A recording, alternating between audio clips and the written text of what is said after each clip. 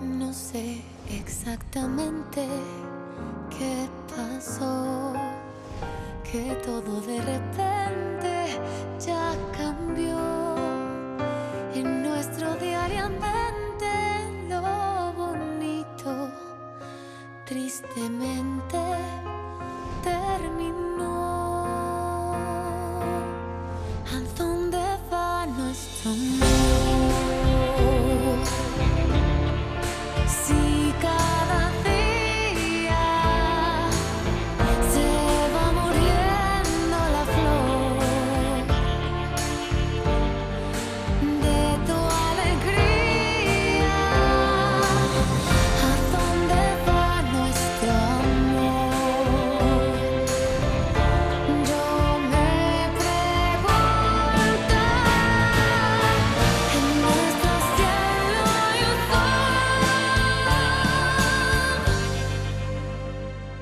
en agonía.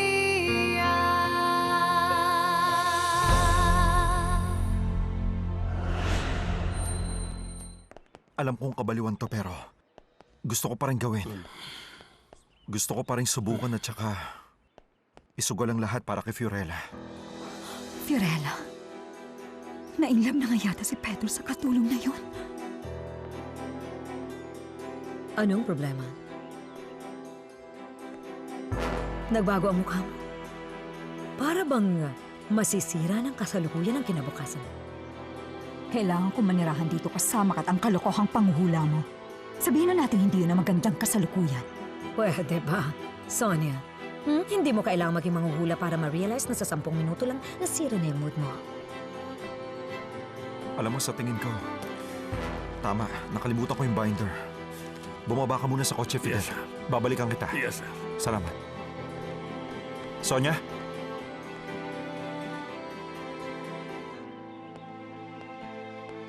Okay na pakiramdam mo?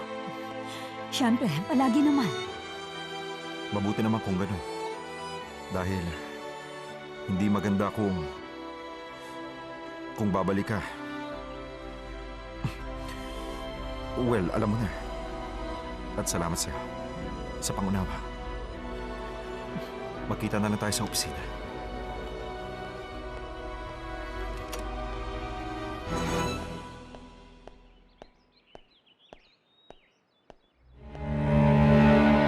Ewan ko ba kung bakit tinanggap ka maging driver ko? Nakakainip ka magmaneho. Alam mo ba yon? Ako na nga dyan. Umalis ka! Bagal mo eh! Alis ka Teka, ba? sandali! Sandali! Alis? Ha? Wag! Ha? Naku, Ma'am Roxana! Ako na kasi rito sa Trabaho ko po ito. Manibela. Ako po ang driver. Umalis ka na, wala ka ng trabaho. Ha? Wala kang silbi. Bitiwan Ma'am mo Roxana! ako. Ano ka ba? Ma'am Roxana, Akin na ang nagwawalis- driver's license mo, pati ang rehistro ng kotse. Teka, ipapakita ko sa'yo. Pwede niyo bang sabihin sa akin kung anong ginagawa niyo sa loob? Ay, naku, wala kang pakialam doon. Ano, patay gutom. Nakakainis ka. Ma'am Roxana, pwede ba? Pakiusap, tumahimik ka lang. Ano nga ba yun? Mukhang nakainom kayo ah. Lumabas nga muna kayong dalawa. Bilisan niyo. Ano? Hindi mo ba nakikilala kung sino ang kaharap mo para pagsabihan ng ganyan? Hindi mo ba Ma'am alam na Roxana! isa akong Angeles?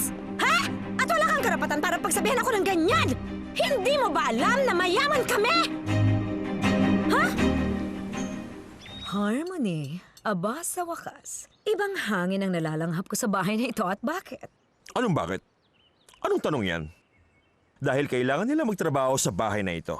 Sa wakas, nakaalis na sila para magtrabaho, Mama. Bueno, trabaho ang tawag sa ginagawa nila. Sina Sonia, Osvaldo at Pedro lang. Well, Sabihin ninyo, nasaan sina Roxana at Gael? natutulog pa rin po, senyora.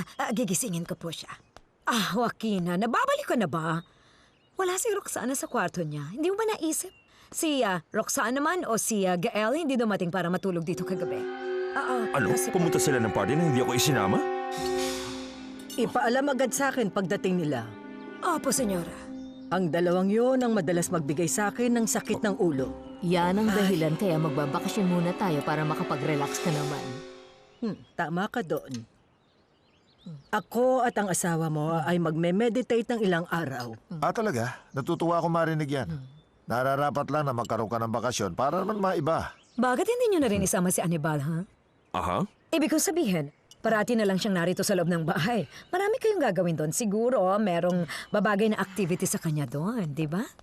Excuse me po, Senyora Eloisa. Nawawala po ang kapatid ko. Kailangan ko po ng tulong niyo, pakiusap. Na naman, kailangan sigurong kapitan ng GPS ang kapatid mo para alam natin kung nasan siya. Okay, Manong. Alam mo ba kung sino ka at sino ako? Kailangan ko ba talagang ulit-ulitin sa'yo? Bigay ka ba? Relax ka lang, Ma'am Roxana. Utang na loob. Ay, ano pa ba kailangan? Ang pulis patola at inutil na driver. Anong gagawin ko? Sabihin na! Ano susunod na sasabihin ng katulong ko anong dapat kong isuot? Hindi pa rin magandang tingnan. Ang lalaki niya na nagmamaneho ng laseng at ang babae gumagawa ng kahalayan sa public highway. At hindi nila ginagalang ang otoridad. Ay, sinungaling! Di totoo yan! Ang cellphone ko ibigay mo sa akin! Hay, Manong! Kilala mo ba ako? Isa akong Angeles! Kaya kong tawagan ng pamilya ko! Alam mo bang pwede kang patalsikan anumang oras? Hindi, huwag niyong tawagan ang pamilya niyo. Kapag nalaman nila nagmaneho ko na nakainom, siguradong tanggal ako sa trabaho. Sa totoo lang, alam mo bang nasa isip ko?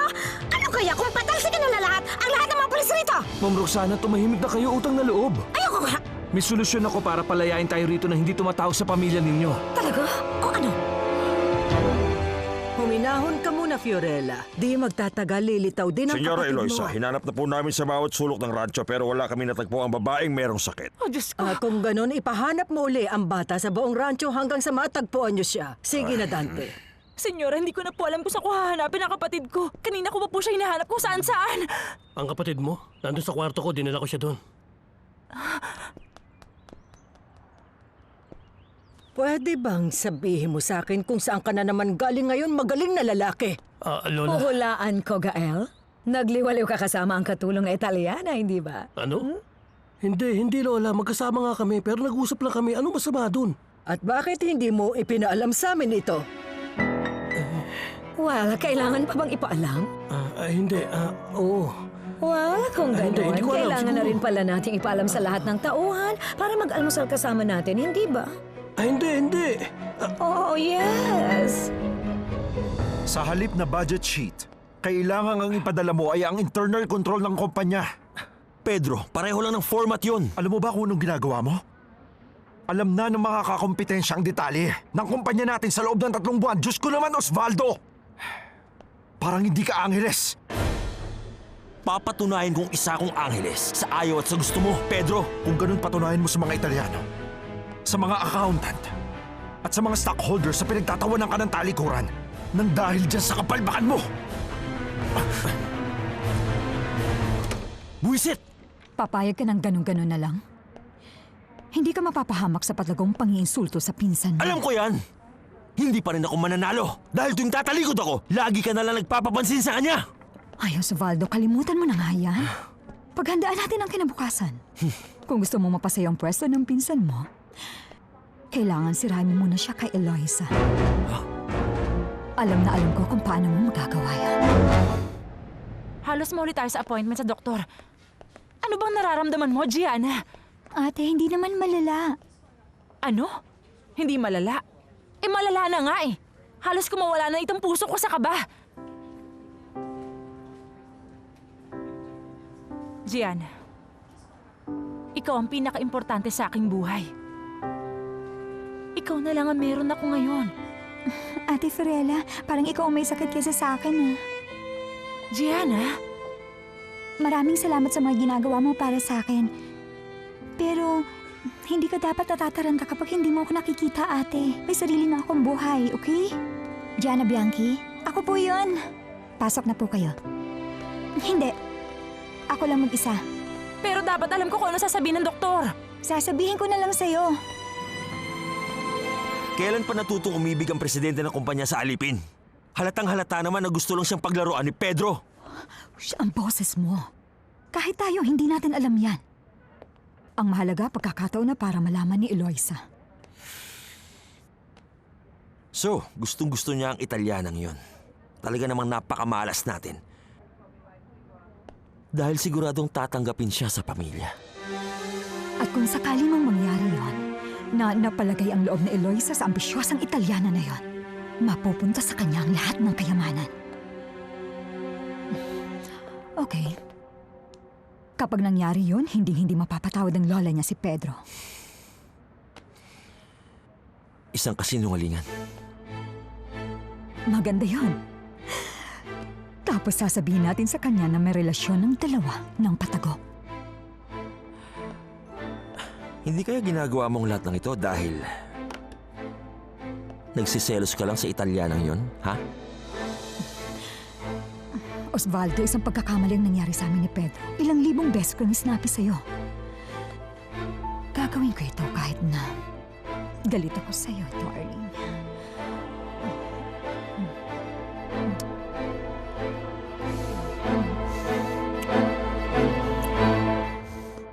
Kinailangan ko pang gisingin ng abogado para tulungan ka. Mabuti kapitbahay lang at mabait siya sa'yo. Pangako, babayaran ko kayo hanggang sa huling sentimo, Siya ang Papa. dapat mong bayaran, huwag ako.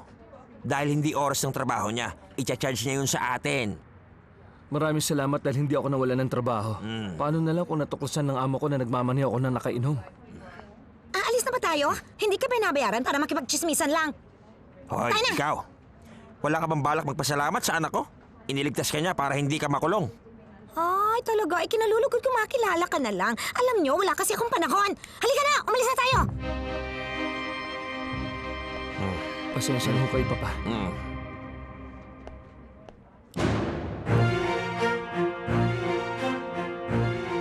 Hello? May bago na naman akong transaksyon sa isang babae. Interesado ka? Opo, Mama. Nagsinungaling ako sa may-ari ng restaurant pero wala akong pamimilian. Pwede ka namang makiusap sa ama ng batang ito para humingi ng suporta sa kanya. Kahit ang ilaw, pinatay na niya. Sa tingin niyo ba gusto niya pa na makipagbalikan? O di maghanap ka na lang ng trabaho. O kahit yung nasa bahay lang. Nagustuhan ko na sa restaurant at gusto ko nang manatili doon. Tutulong ba kayong alagaan si Beto? Oo o hindi? Oo. Pero maling-mali ang itanggi mo ang anak mo. Mas hindi tama kung hindi ko maibigay ang kailangan niya. Mahal ko. Mama, kung sakali magtanong ang Vittoriong yun tungkol sa background ko, wala akong anak o pananagutan. Kahit kanino man. Okay, Mama? Matatapang ang mga gamot na ito. Pwedeng sa simula makakaramdam ka ng pagsusuka. Walang ganang kumain o konsentrasyon. Pwede po bang babaan ng dosage? Hindi, Gianna. Kailangan mong sundin ang prescription ko. Kung iepekto ang treatment na gagawin natin, siguradong bubuti ang kalagayan mo. Kailangan mabili mo ang mga yan bago ka makauwi. May tanong po ako, Doktor. Paano po kung hindi umubra ang gamot? Well, sana umepekto ang mga yan. Pero kung hindi, mas makabubuti sa iyo na sumailalim sa operasyon. Ooperahan ako sa puso? Oo, Gianna. Heart surgery. Di magandang pakinggan. At kung dumating ang puntong yon, yun lang ang pag-asa. Excuse me, pero ayoko pong maoperahan, Doktor. Kung yan ang pasya mo, Gianna, it's alright. Pero manganganib ang buhay mo. Kung hindi mo ito pagsisikapang mabuti, maaring umigsi ang buhay mo. Ang sabi niya sa akin, wag ako mag-alala sa kanya. Pero ayaw niya ako sumama sa doctor's office. Natural lang yun na gusto niyo ng space. Huwag ka mag-alala, intindihin mo na lang siya. Kakausapin ko siya. Bye. I'm sorry. That's an emergency call. Can we continue? Ang totoo, naihanda ko na ang lahat. Shotgun, munitions, naihanda ko na ang sasakyan. At pati ang iba pang mga kailangan. Masaya ako at naihanda na ang lahat ng kailangan. Ay, naalala kong gustong-gusto ni Maximo ang pangangaso. Lalo na kapag kaarawan niya. Si Senyor Maximo, magaling na mangangaso. Lagi niyang tinatamaan ang target. Ituro mo sa akin kung anong ginagawa niya sa pangangaso. Maghahanda ako sa bakasyon namin ni Julieta. Ito po ang tiyan nyo para sa ugat, senyora. Dinagdagan ko po ng takal ng chamomile para ma-relax po kayo. Salamat. Kailangan ko ito. Nai-stress ako talaga kapag ginagalit ako ng pamilyang to. May balita na ba kayo kay Roxana? Kasi po, ang totoo, senyora, hanggang ngayon po wala pa. Pero huwag po kayong mag-alala. Hindi pa siya dumarating. Walang paalam. Hindi na nakapagtataka. Respetado ang bahay na ito, hindi isang motel para lumabas-pasok kung anumang oras gustuhin nila. Gusto ko malaman kung anong sinabi ng doktor. Wala. Alam mo na, mga bagay-bagay lang. Ano ka ba naman, Gianna? Sagutin mo naman ako ng tama. Mga medical terms eh. Alam mo na yon, Ate Fiorella. Hindi, Gianna. Hindi ko alam. Ano sinabi ng doktor? Okay, naresetahan niya ako ng mga gamot na ito. Alam mo na, yung mga gamot na binili natin. Kasi mabilis magsalita yung doktor, kaya nakalimutan ko yung mga sinabi niya, ate. Okay? Naroon ka, di ba? Bakit di ka nakinig sa doktor? Gianna, Diyos ko naman. Ano sinabi niya sa'yo? Sabihin mo sa akin, kapatid mo ako. Ay, alam mo na yun. Walang bago, Ate Fiorella. Walang bago. Ay, kailangan kong magbanyo. Naparaming inom ko eh. Hindi ko na kayang pigilan. Ngayon, bigla ka naiihi. Iniiba mo ang usapan.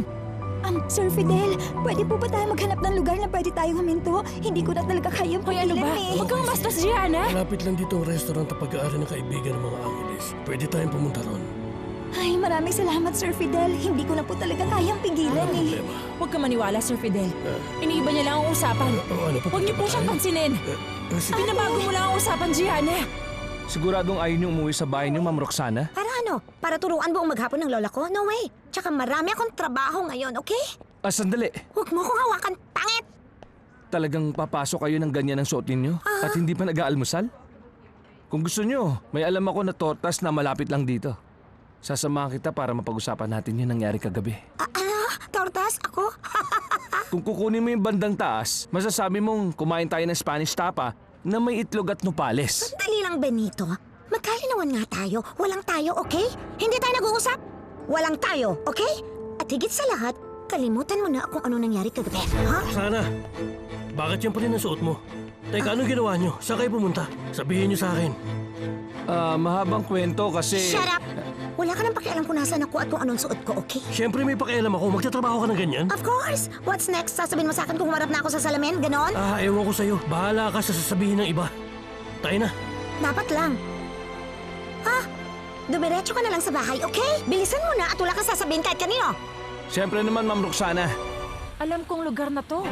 Pumunta kami rito ni Sir Pedro. Sinisigurado ko Sigurado po po sa inyo ba kayo na pwede siya magugustuhan makigamit niyo ng ang mga CR? pagkain Walang namin. problema. Maniwala ka. Kaibigan ko may-ari nito. Mabait siya. Sige na. Salamat. Salamat po. Sige na. Doon na lang po kayo mag-park, sir. Maraming salamat, Sir Fidel.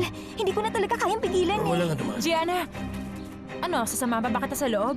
Oo, ate, sa loob ng restaurant. Pero hindi sa banyo, no? Fiorella, hihintayin ko kayo rito. Iikot lang ako. Sir Fidel, sandali lang. Baka naman po hindi kami papasukan sa loob. Huwag kayong mag-alala. Basta hanapin mo siya. Sige na. Ay, halika na, ate. Bilis na. Sabihin niyo lang kasama ko kayo. Salamat. Anong Excuse me, Sir Vittorio. May importanteng tawag ka sa telepono sa opisina. Okay, doon ko muna sa entrance at salubungin mo ang mga customer. Okay.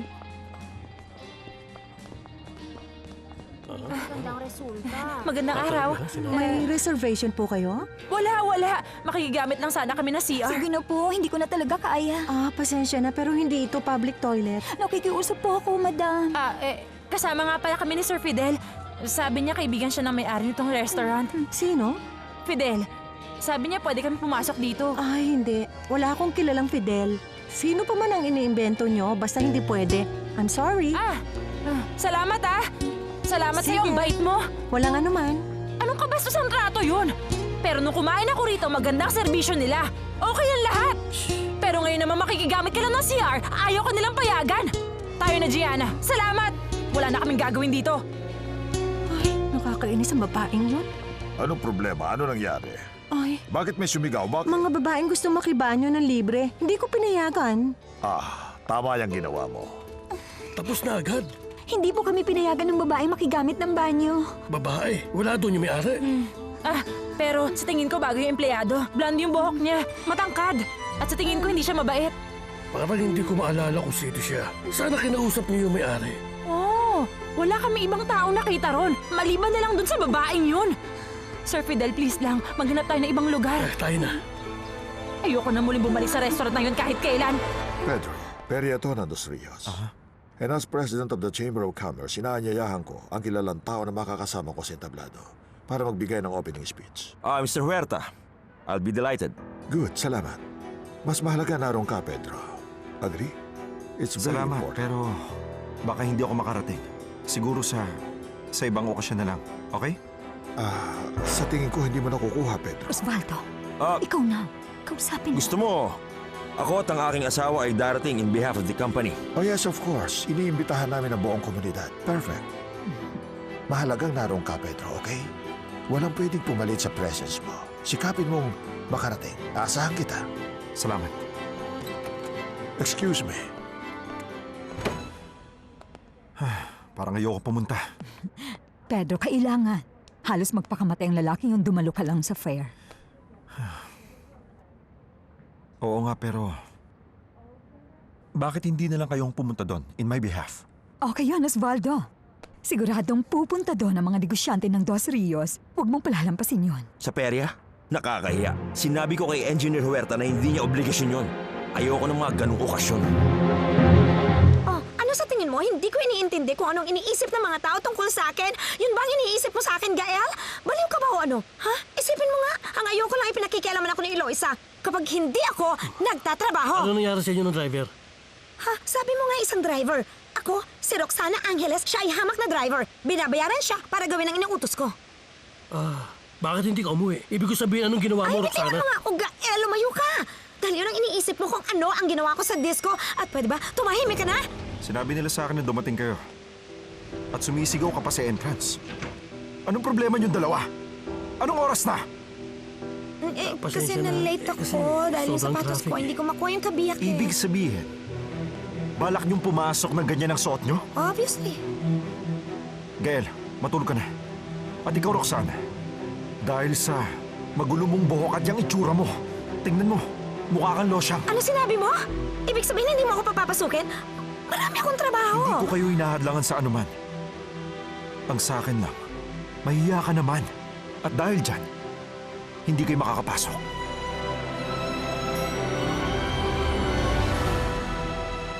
Wala akong pakialam sa sasabihin ng mga tao sa akin. Mas gusto ko pang isipin ng mga tao na nakakatawa ako kaysa makasama si Eloisa. Papasok ako! Alis dyan, Gael! Hoy, Roxana! Bye! Parang may kakaibang nangyayari kay Sonia at kay Pedro. Kakaiba? Yes. Paano kasi si Osvaldo umalis na parang unggoy na nanginginig sa galit nang makita niyang halikan ni Sonia? Yun din ang iniisip ko. Pero hindi pa sumasabog ang bomba. Tama ka. Kahit si Senyora Eloisa, walang nagsasabi sa kanya ng tungkol doon.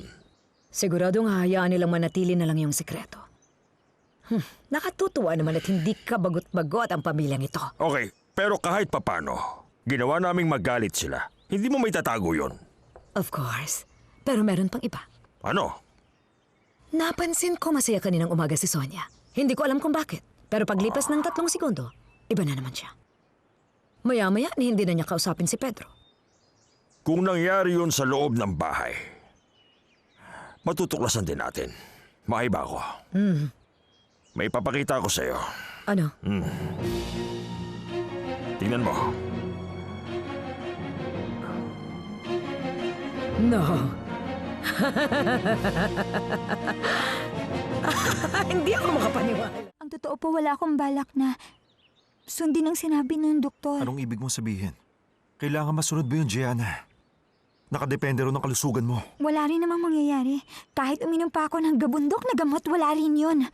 Bukod doon, operahan pa rin ako sa puso. At pagkatapos ng lahat ng yun, pwede pa rin akong mamatay. Mali ang iniisip mo. Hindi yun mangyayari.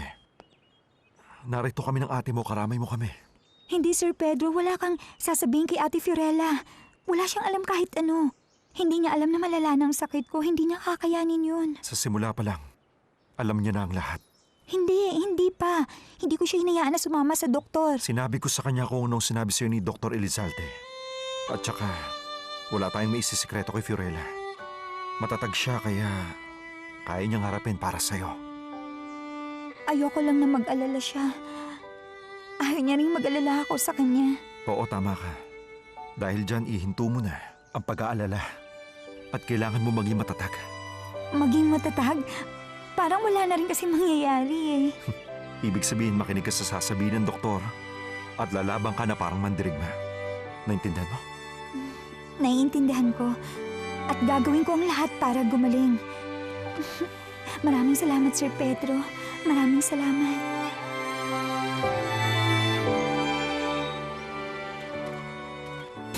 Fiorella, Sir Pedro, sorpresa makita ka dito. Ilalabas mo ba ang kabayo ng ganyan na suot? naparito ako dahil sa'yo. Dahil sa akin? Nakausap ko si Gianna. Pinangako niya na susundin niya ang pinayo ng doktor. Talaga? Ginawa mo yun para sa akin? Maraming salamat! Maraming salamat, Sir Pedro! Masaya akong marinig ito.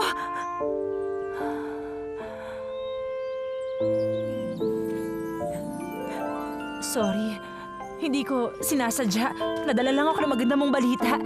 Hindi, huwag kang mag-alala. Wala yun. Alis na ako. Kailangan kong pumunta sa pere ng Dos Rios. Papalipas oras lang naman. Wow, perya! Exciting yun! Palaging kinukwento ng tatay ko ang perya na Mexicans. Ginaganap yun taon-taon. Isang tradisyong walang katapusan, di ba? Magulo, makalat, at maraming tao. At doon makikita mo ang lahat ng tao sa bayan. Ang damit mo amoy pagkain. Nakakadiri. Ang tinutukoy mo yung amoy ng tinapay, na syempre dumikit na sa iyong damit. Ang mas malala, malakas ang musika kahit saan. Malaking piyesta. May mga sumasayaw sa ilalim ng liwanag ng buwan. Okay, sige. Alis na ako. Ayoko sana pero wala naman akong pagpipilian. Sige. Mag-enjoy ka sana, Sir Pedro. Maraming salamat. Wala yun. Gianna! Ngayon mag-uumpisa ang perya sa Dos Rios. Punta tayo? Ngayon na? Hindi naman, mamaya pa. Halika mag-celebrate tayo kasi sa wakas pumayag ka na magpagamot. Pwede bang wag na lang? Ate Fiorella, tinatamad talaga akong lumabas ng bahay. Hindi. Naalala mo ba yung kinukwento ni Papa tungkol sa Mexico? Pagkakataon nito para makilala mga tao. Mag-enjoy tayo sa musika. O ano? Salamat sa pagyaya sa akin. Pero mas gusto ko rito sa bahay. Gianna! Nakakaantok yung mga gamot na niresete sa akin ng doktor eh. Ay, mainit pa. Ay! Ang sabi sa akin, mahirap daw ito sa simula. Akong bahala sa'yo. Punta tayo. Kahit sandali lang tayo doon. Sige na. Ayoko. Mas mabuti pang ikaw na lang mag-isa. Kailangan ko pang ayusin itong mga gamot ko. Ihirin ko lahat ito. Sumama ka na. Ayoko ikaw na mag-isa. Magsaya ka. Ay! Hello? Simona, nasaan na yung blue see-through blouse ko, ha? Isang linggo ko nang hindi nakikita. Hindi kaya nagustuhan mo yun at itinago? Hindi po, Ma'am Sonia. Nakita ko po sa labahan. Ibibigay ko po sa inyo ngayon din. Bakit malungkot ka? Okay ka lang? Dalhin mo, bilis. Oo. Nanghihinayang ako. Simona, ngayon na simula ng perya, di ba? Oo. Gusto kong pumunta ron. Ay, oo. Maganda talaga ang kapistahan ng Dos Rios. Kahit na kung minsan nakakapagod sa kalalakad ko saan-saan. Si Sir Pedro, sabi niya pupunta siya sa inaugurasyon. Pero hindi niya ako inibitahan. Hindi kasi pwedeng pumunta ron nang mag-isa. Sino nagsabing hindi pwede? Malapit lang yun. Makakabalik ka kagad. Hindi ka mapapahamak. Talaga? Simona, alam mo, lagi kang tama. Gusto kong pumunta ron. Pero... Ano isusuot ko? Halos wala na ako isusuot. Anong karaniwang sinusuot sa perya? May ibinigay sa aking damit ang dalagang dating nagtrabaho rito. Sa tingin ko, kasya yun sa'yo. Kailangan mo maging maganda. Kung sakali magkita kayo ni Sir Pedro, makipagsayaw ka sa Simona! Hala, isukat mo! Kung ganun, pupunta ka sa perya kasamang lihim mong minamahal, Fiorella. Isinusumpa kong pagsisisihan. Isang karangalan ang manirahan sa Dos Rios. Taon-taon, dumarami ang mga taong bumibisita dito at nakikisaya sa atin. Sa malaking okasyong ito, sa simbolo ng pagtitipon at kasiyahan. Ngayong taon, inaasahan naming darating ang mahigit 10,000 assistants upang bigyan tayo ng karangalan sa paglago nito taon-taon.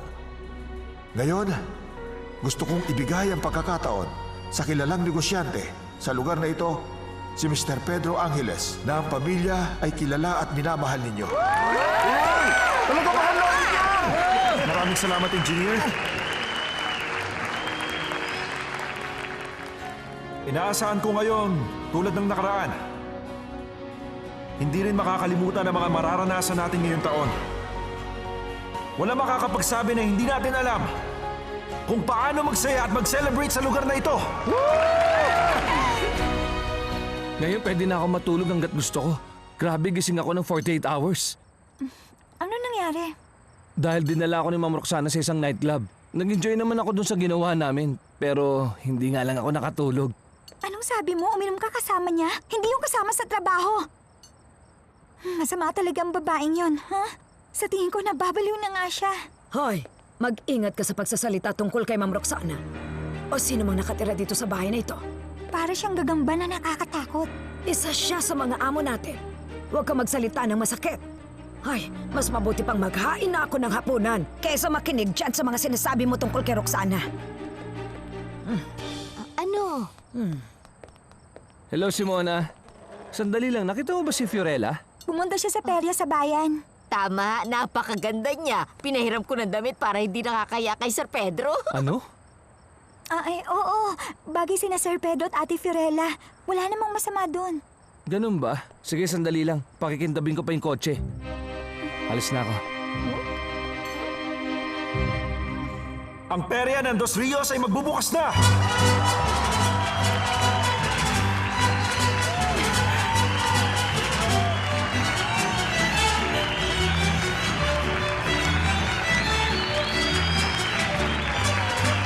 Good evening, Sir Pedro.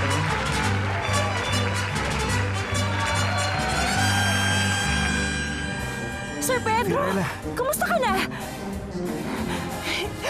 Anong ginagawa mo rito? Para patunayan ko sa'yo na lahat ng perya ay masaya.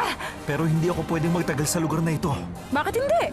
Dahil ayoko, maraming tao rito at... Perya ito? Ano ka ba naman, Sir Pedro? Ayoko ng perya, Fiorella. Maraming reporter at kapag nakita ng lola ko na magkasama tayo sa picture... Wala siya makikitang picture na magkasama tayong dalawa. Nag-iisa lang ako ngayon. Kaya huwag ka mag-alala. Hindi mangyayari yan. Magtiwala ka, Sir Pedro. Bakit? Dahil dyan. Tayo na. Bilisan mo. Pili ka na. Sige na. Pero, anong gagawin mo? Pumili ka lang. Anong costume ang gusto mo isuot? Hindi. Ayoko. Isang cowboy? Ayoko. Cowboy Tignan po. mo ako, Fiorella. Ito kaya?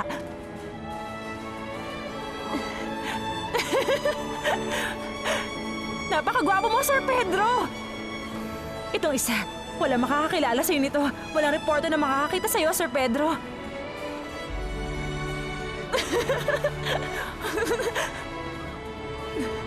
Parang cowboy, ah. Fiorella, huwag mong gawin yan.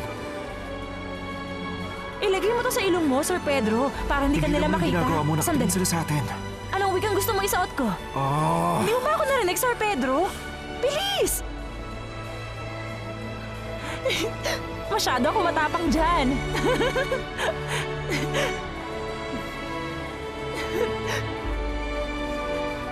Isa pa. Ang dalawang cowboy. Tayo na! Maraming salamat! Tayo na, Sir Pedro, tayo na!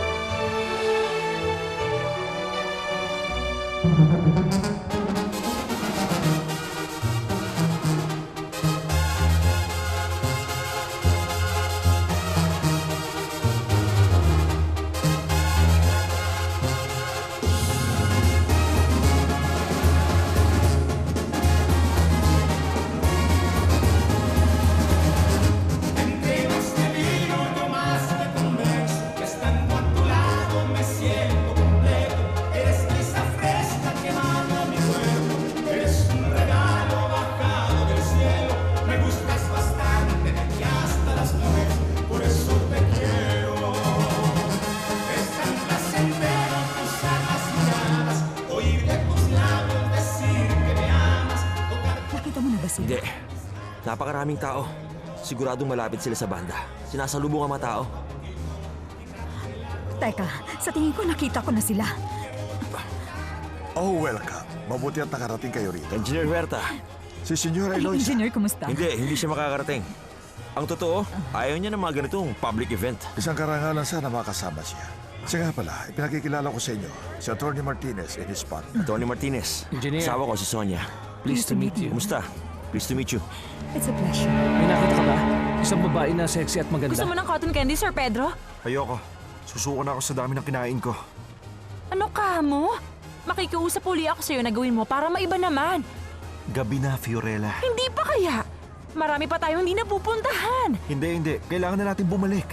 Hindi ka ba nag-e-enjoy? Ayaw mo ba ng perya? Ano, sasabihin mo ba sa akin na nakakatakot ang mundong ito? Inaamin ko. Masaya ako. Salamat! Sa perya. Maraming Kasama ka. salamat. Salamat, Mr. Cowboy. Nag-e-enjoy si Sir Pedro. Salamat. Saan naman tayo pupunta? Gabi na, senyorita. Wala ka pa bang balak umuwi? Gabi na. Ay, hindi na mahalaga yun, Sir Pedro. Isang gabi lang. Sa ilang milyong gabi na hindi ka makakatulog. Alam mo naman na may trabaho ako, di ba? Ako rin naman. Ganon. Nagtatrabaho rin ako buong araw, Sir Pedro. Sa Rancho Los Angeles. Anong silbi na maraming tauhan? Kung hindi mo alam kung paano maging malaya. Dito na muna tayo. Huwag muna tayo umalis. Fiorella, Pakiusap. Tama na. Sige na. Pagbigyan mo na ako. Sinabi ng tama Konting na. oras na lang. Konting-konti na lang, Sir Pedro. pero Tayo na, Sir Pedro. Fiorella! Hindi ko pa rin sila makita. Osvaldo, hindi tayo dapat sumuko. Kailangan nating mahanap at mahuli sila habang magkasama para malaman ni Eloisa. May dala kang camera. Oo naman. Hindi mo ba nakikita? Hindi, paano natin makikita ang daming tao? Halika na. Sonia, hintayin mo ako, may kasama ka! Teka, hinto muna tayo. Pahinga muna. Ngayon, sagutin mo muna ang tanong ko. Aha? Ano pang gusto mong gawin ngayong gabi? Ngayong gabi? Oo, sa oras na ito. Hindi ko alam. Isipin mo, Sir Pedro. Yung kakaibang, yun bang gustong-gusto mong gawin? Ilang panahon ang nakakalipas? Maraming mga bagay ang gusto kong gawin. Isa lang muna. Ngayon lang, please. Anong gusto mong gawin na parang bata, ha? Okay. Yung napapanaginipan mo ng mahabang panahon. Tapos pagising mo, araw-araw gusto mong mabuhay at ngumiti.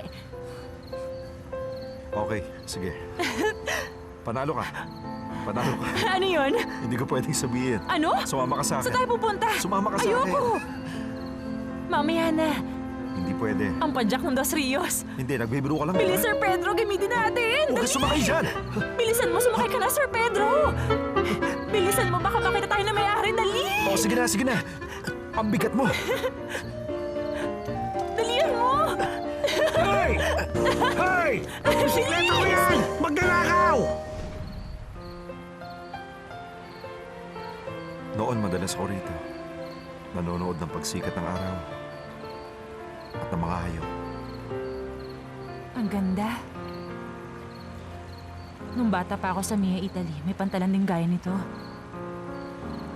Gusto kong puntahan.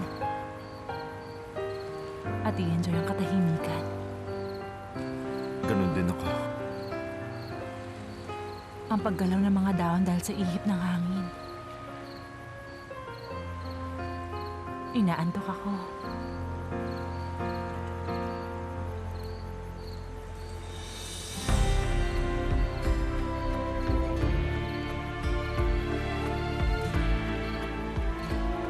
Di ka ba naiinitan, Sir Pedro? Konti. Pwede lang sana tayong maligo ngayon. Sa tubig? Bakit hindi natin gawin? Hindi. Huwag na natin balakin. Bakit hindi? Dahil wala tayong dalang bisa, Fiorella. Hayaan mo na, pwede naman natin itong basahin. Talaga, paano ka makakauwi? Nabasa ang lahat. Maghihintay tayo buong gabi hanggang sa matuyo. Nagbibiro ka ba? Anyway, gabi na. Tayo na.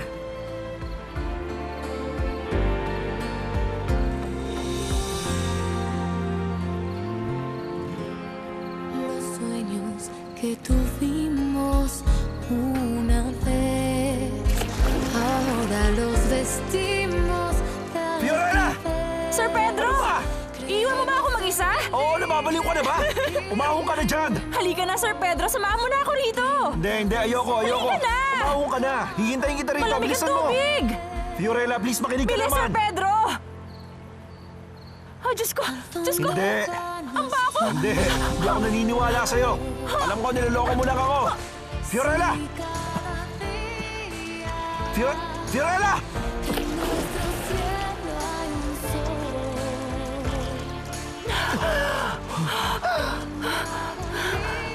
Ayos ka lang? Ha? Okay ka lang? Ano problema? Nagbibiro lang po ako, Sir Pedro. Eh di tumalong ka na sa tubig. Hindi magandang biro yun, ha? Ha? Ano? Hindi magandang biro? Ha? Ibang klase ka. Ibang klase ka. Pambihira. Baliw ka talaga. Sir Pedro, Nababaliw ka na. talaga. Bakit Sir mo ginagawa Pedro! to? Bakit mo ginawa? Tumatawa ka! Hindi ako makapaniwala tumatawa ka, Sir Pedro! Fiorella. Napatawa rin kita, Sir Pedro. Por cobardía. ¿A dónde va?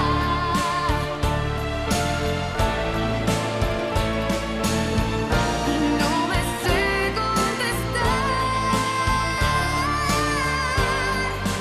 Por cobardía. Ano bang problema, Gianna? Wala. Walang problema sa akin. Sa buhay ko at sa kahit ano paman. Pwede ba, Gianna? Ay! Tumabig ka Bumalik nga dyan! rito! Ano ba nangyayari sa'yo? Nagtatanong ka sa akin ng maraming responsibilidad. Pwes patunayan mo sa akin ngayon na kaya mo. Pero hindi ko mapaliwanag kung bakit hindi tayo pwede. Wala kang magagawa. Para iwasan ako o magpaliwanag pa!